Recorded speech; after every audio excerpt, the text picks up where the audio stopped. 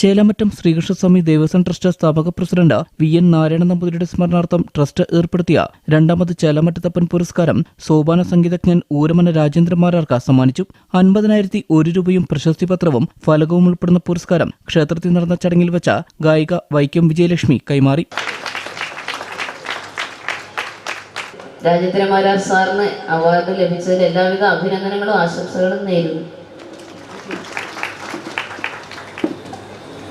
എൻ്റെ ഒരു ഭാഗ്യമാണ് സാറിന് അവാർഡ് കൊടുക്കുവാൻ കഴിയുക എന്നുള്ളത്. പരിപാടിയുടെ ഉദ്ഘാടനം ക്ഷേത്ര ട്രസ്റ്റ് പ്രസിഡന്റ് വി.എച്ച്. ഹരിദാസ് നിർവഹിച്ചു. ഈ വർഷത്തെ പുരസ്കാരം ലഭിച്ചിരിക്കുന്നത് ശ്രീ ഊരമന രാജേന്ദ്രമാരാർക്കാണ്. സോപാന സംഗീതത്തിന് അപൂർവ സംഭാവനകൾ നൽകിയ വ്യക്തിയാണ് ശ്രീ മാരാർ. ചെണ്ടമേളം, തായമ്പക, പഞ്ചവാദ്യം മുതലായ വാദ്യമേളങ്ങളിലും അദ്ദേഹം വിദഗ്ധനാണ്.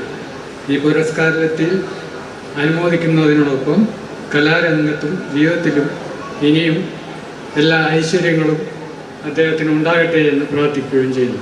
തുടർന്ന് ക്ഷേത്രക്കടവിൽ പുഴയിൽ വീണ കുട്ടിയെ സാഹസികമായി രക്ഷപ്പെടുത്തിയ വിദ്യാർത്ഥി അനശ്വറിനെ ആദരിച്ചു. ഡോക്ടർ സദനം ഹരികുമാർ, തൃക്കാമ്പുറം ജയദേവമാരാർ, വാർഡ് മെമ്പർ ജിഷ സൈജൻ, ക്ഷേത്രം ഭാരവാഹികൾ, മാതൃസമിതി അംഗങ്ങൾ തുടങ്ങിയവർ ചടങ്ങിൽ സംബന്ധിച്ചു.